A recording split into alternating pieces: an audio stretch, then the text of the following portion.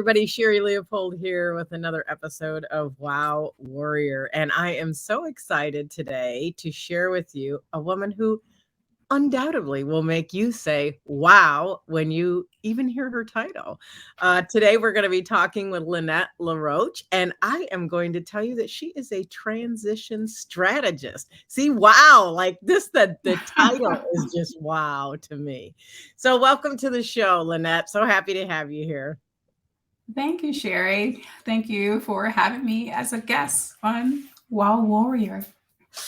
I am so excited to share your genius with the world because you do a couple really interesting things. I know you currently have a program that helps with that transition strategy, and it actually kind of Mhm, consists of two different parts. But before we get mhm. into that, I really want you to share a little bit about yourself, Lynette, and your journey to getting to the point where you are offering what you're offering. So maybe give just a quick synopsis of your background for people. Great. Thank you, Sherry. So I have like multiple decades experience in the biotech, biopharma industry. And so I've had a lot of success in terms of helping the companies in which I work to meet their objectives. In fact, I left my last company after delivering on 2 drug approvals during the height of the pandemic, where everyone else was trying to figure things out. But I was able to inspire and motivate my team, which had already been remote all over the world. So to come together and really just rally and whatever it took to get in this data so that we could submit our drug applications all over the world. And then we received subsequent approval in the early 2021. So I come with a legacy of building high performing teams from the last 3 companies in which I work. And so that is a bit about me. And I'm super excited to share more. Well, and that's a great segue to actually talk about some of the things that you're doing today, Lynette. I know, that transition strategist, and there's kind of two parts to that. But the first part I want to talk about is, you already shared that were able to really inspire and encourage your teams to perform at a very high level, and that's part of one of the your parts of your program that you offer. Can you share a little bit about what that looks like if somebody says, I want to have more productivity, we want to meet our objectives? How can you help us and what does that look like?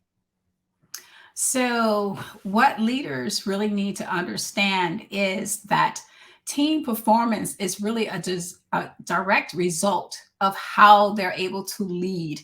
They need to lead, empower, and grow their teams. And so, by really having a great relationship and being authentic and being able to inspire them with a shared vision, and then they have ownership. And remember, they're watching you all the time. So you need to be leading by example. Are the behaviors that you are demonstrating what you want your teams and your employees to demonstrate?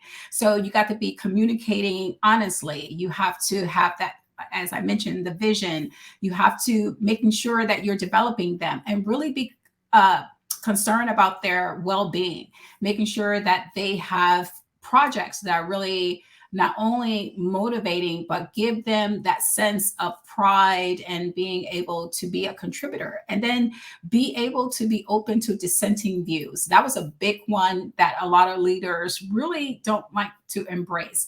But really, team performance is a direct result of leadership. And that is what I do is I help leaders to acquire the behaviors and skill sets that are going to be required for them to lead teams to the highest performance possible. Wow, like I just want to learn from you. I love that. I just like that's such an incredible job that you do. Mhm. And it's interesting because I think when you think about productivity and meeting objectives and stuff, I think you think about the execution only of the people on the team, but it's really Mhm. critically important that the leader of the Mhm. team knows how to lead effectively, right? Mhm. And Mhm. get Mhm.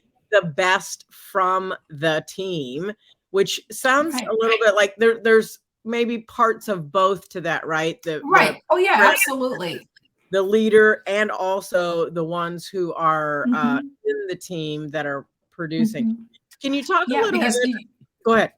sorry, because you have to understand how to utilize their skill sets. And if you don't really know your people very well, you don't know what their strengths are, you can't really assign them projects that's going to really give them the ability to shine. So, you don't want your employees sitting off to the side, like, oh my God, I really have like this great skill, but I'm not getting that opportunity to use it. So you're looking for opportunities for them to use skill sets. And then also for the ones that may not be as strong, you're upskilling them so that they can grow into the leaders or like the project directors or whatever it is that you need them to do. You need to be growing them as well. So yes, I mean, the employees, yeah, they have expectations, but they can just get by with just doing just good enough, but you want them to do exceptional.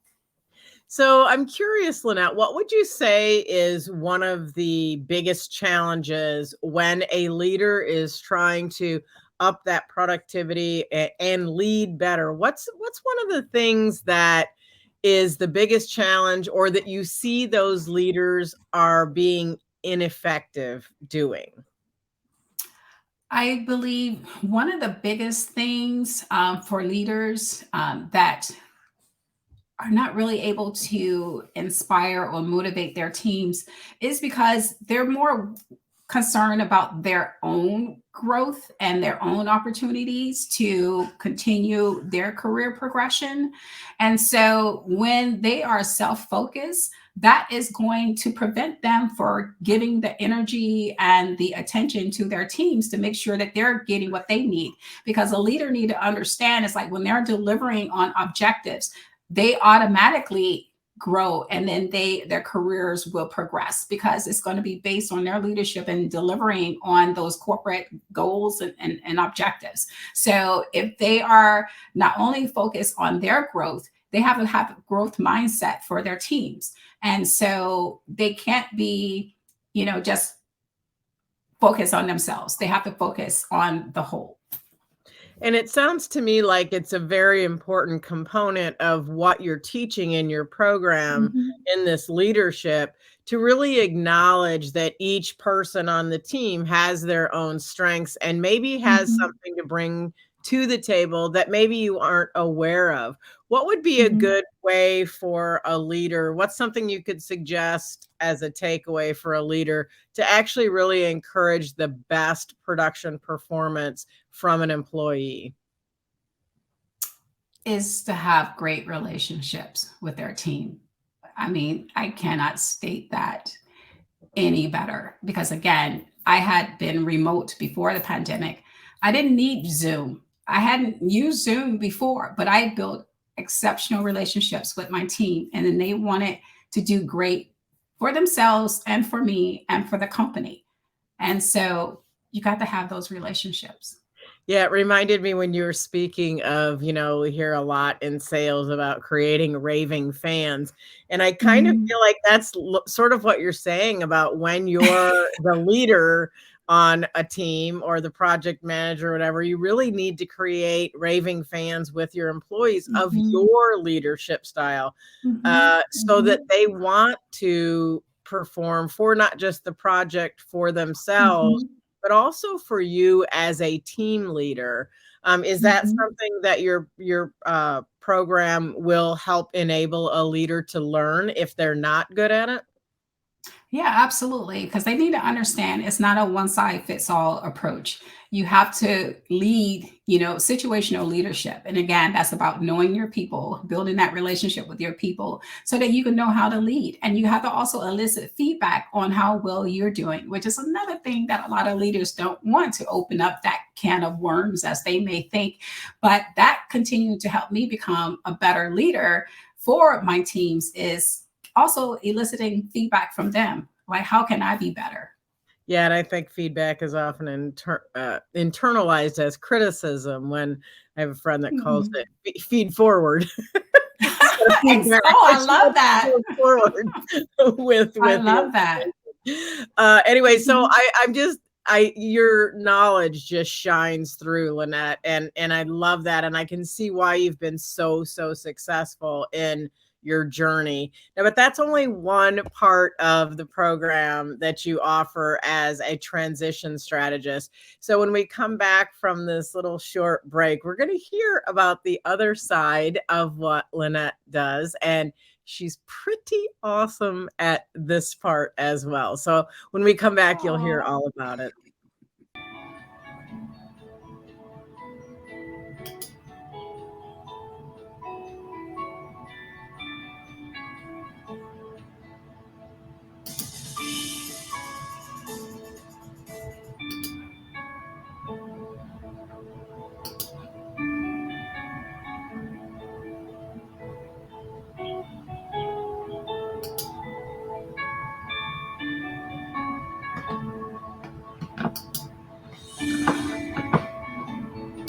And we are back with Lynette LaRoche, the transition strategist, and we are going to talk about a little bit about the second part of Lynette's program that she shares. We learned all about the leadership training and really getting the most from your team and from yourself so that you can get the most from your team. And she's exceptional at that, but she also has another part of her program. So, Lynette, tell us a little bit about the other part of your program, which I find truly exciting. Well, thank you, Sherry. So I also support women who like the director level and above, these women who are really crushing it, but they're just a bit burnt out on, just helping companies get richer, and they want to do their own thing. So I help them to launch their business while at the same time helping them to develop an exit strategy so that they can eventually transition out of corporate and be able to use their expertise to serve themselves and the people that they want to have an impact on in their lives. So it's going from corporate to entrepreneurship. And that is what the ultimate start is about. So the ultimate start is giving them that opportunity where they're able to show the world what they are really capable of on their own terms to develop the lifestyle that they've always dreamed of, but they kept holding themselves back because of fear of what the opinions of family and friends. But then they're also their own insecurity of, yeah, I've been successful in corporate, but it's not the same. But yeah, really, all of those skill sets that you have developed and maintain and enhance and corporate, those are the same skill sets that are needed for entrepreneurship. So I'm walking with them on that journey to launch their business.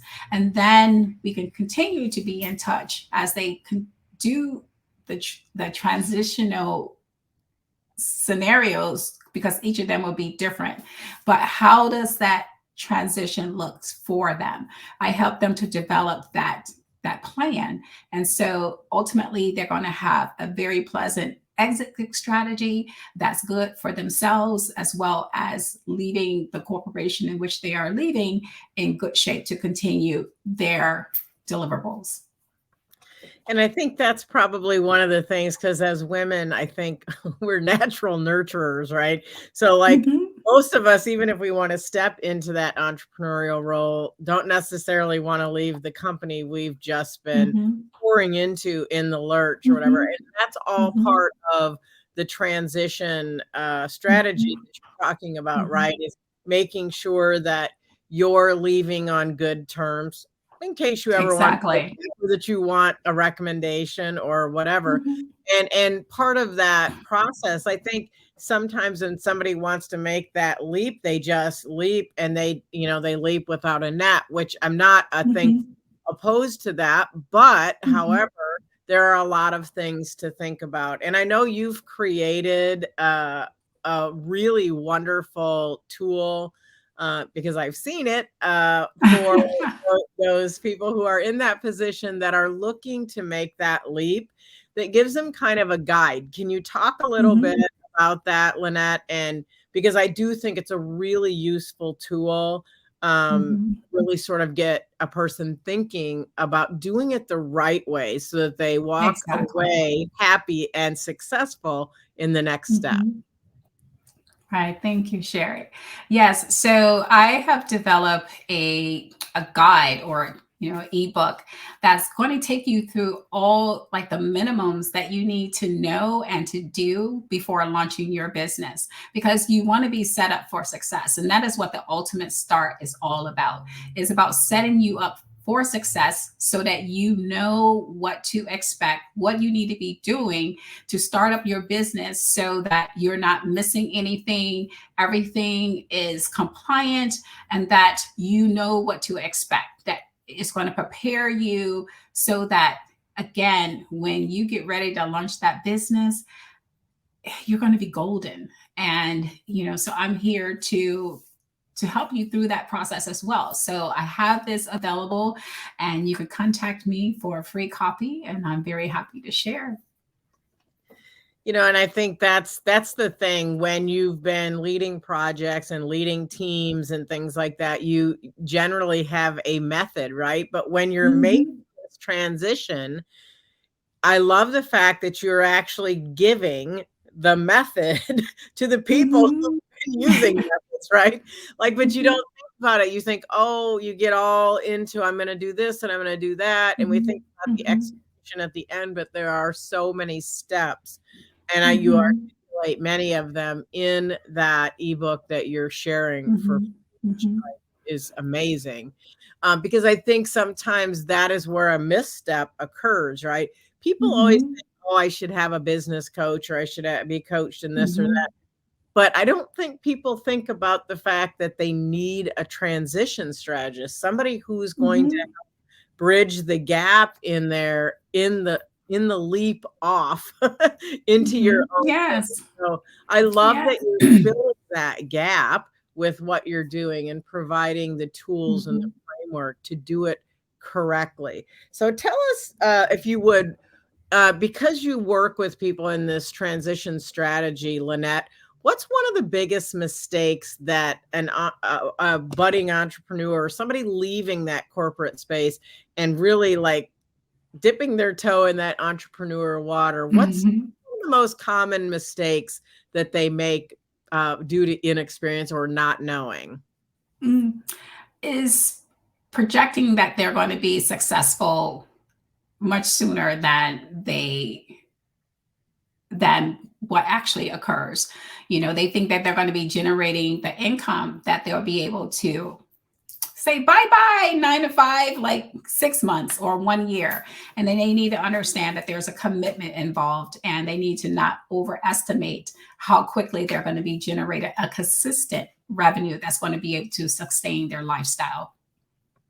And so that's one of the things as the transition strategist that you would be working with that person on when because you're literally working with them Exactly. on an exit strategy. So if Mhm. somebody is stepping into something where, their services are very high price, but very, very needed and the market's there. I mean, that's all Mhm. market research, all that stuff. Mhm. That's stuff that you're going to walk them through in that transition to make sure that they make good decisions. Is that correct? Exactly. Yes. Absolutely. Yeah, and I think sometimes having that person who can think about those things that you haven't thought of, because sometimes people have this Mhm. big idea, right? And they just launch out and then they fall on their face. Mhm. They're like, wait, Mhm. I didn't know this was the way it was gonna be.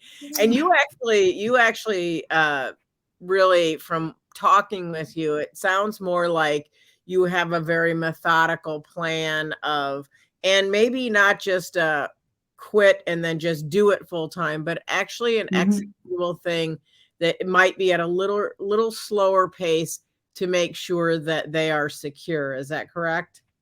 Yes, absolutely. So again, everyone's transition is going to look different. And because it's going to be also based on the kind of business that they want to start. And so I focus on service-based business, but I also do product-based business. But they need to understand the industry in which they are working. And then you also mentioned about the method. And again, the ultimate start because these women are used to doing things in a very systematic way, that is what I want to make sure that they still have that kind of environment that's going to serve them in the way that they think, and like, oh, okay, this needs to be done, this need to be done, this need to be done to be successful. So that's how they're used to running their projects. And yeah, they can innovate as needed, but it's just giving them a good framework in which to work with that is not very different from what they're coming from. And I imagine that involves some strategy and coaching also, in the fact that Mhm. typically when you're leaving that environment, and what you were doing in that environment was giving that framework and using those systems with Mhm. the team. And this is a step behind that, where you actually have to have the framework and the systems in place for you, because now Mhm. you are the business. And that's a little bit Exactly. different, right? I mean, that Mhm. feels a little bit different, and maybe Mhm. not as familiar to somebody who was operating with a team and maybe now they're a solopreneur, right? So Mhm.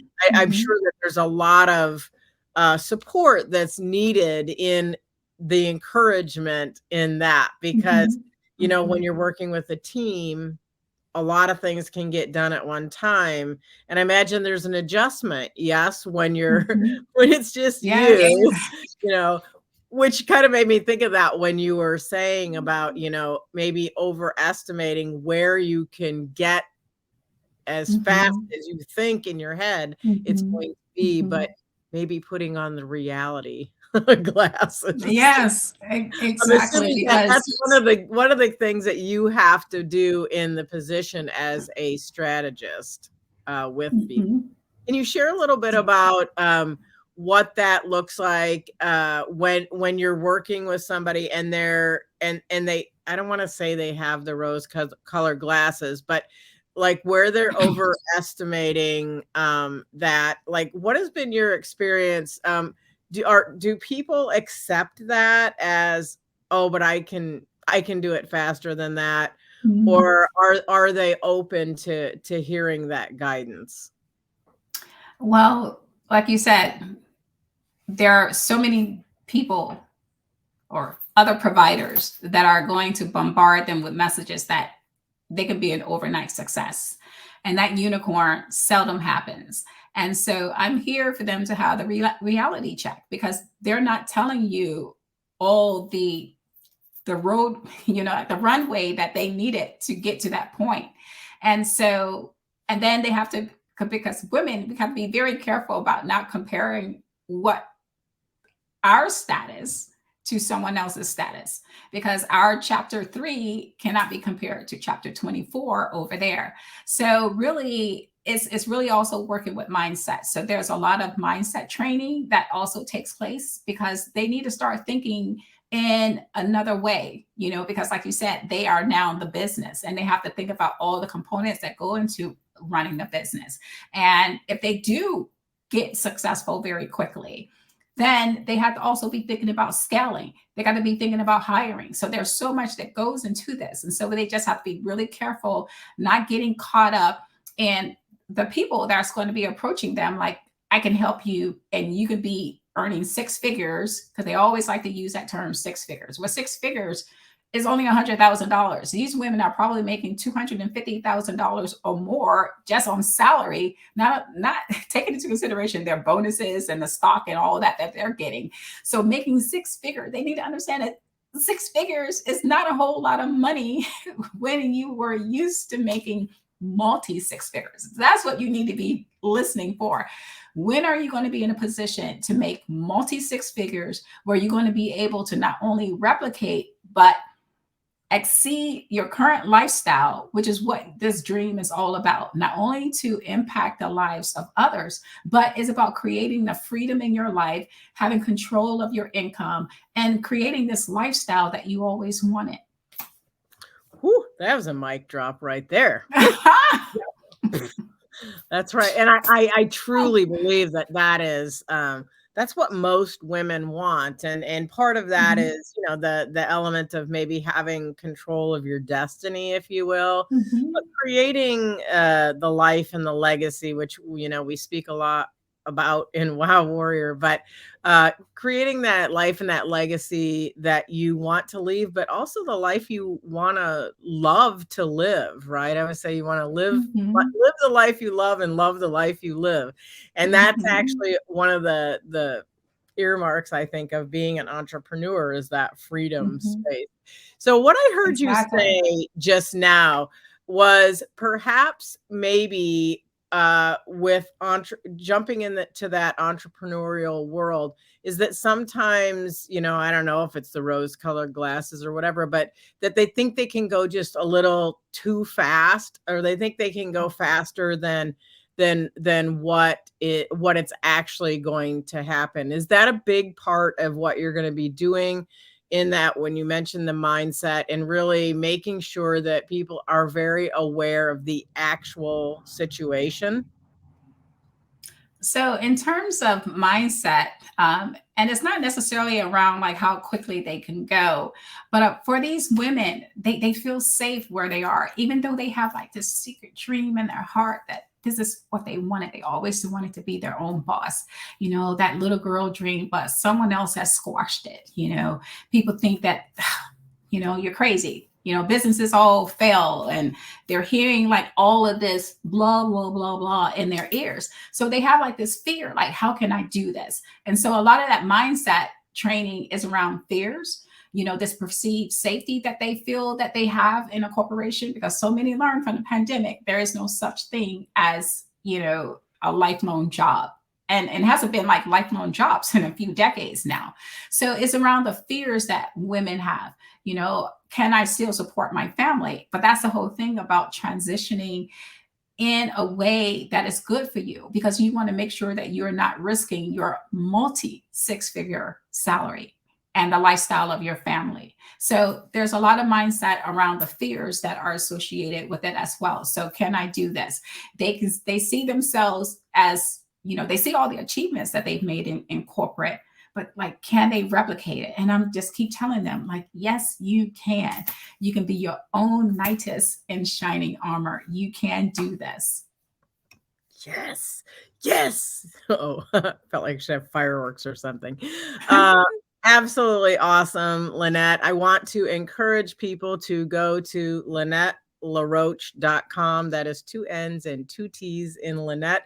Make sure you grab your free gift that she's offering. And also you can schedule a time to talk to Lynette. Maybe you are that person who really wants to raise your own leadership abilities, or make try to increase your productivity from your teams in corporate, or maybe you want to be that person's the entrepreneur that secretly has the dream that you are creating your exit strategy, because Lynette LaRoche is your person for doing that. So reach out to her, get connected, and maybe you can make your dreams come true.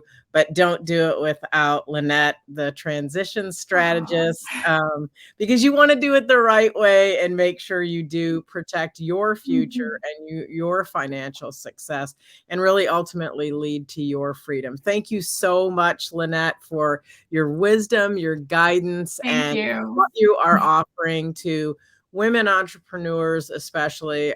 It's just such a gift. Thank you so much. Thank you, Sherry, for having me. Thank you.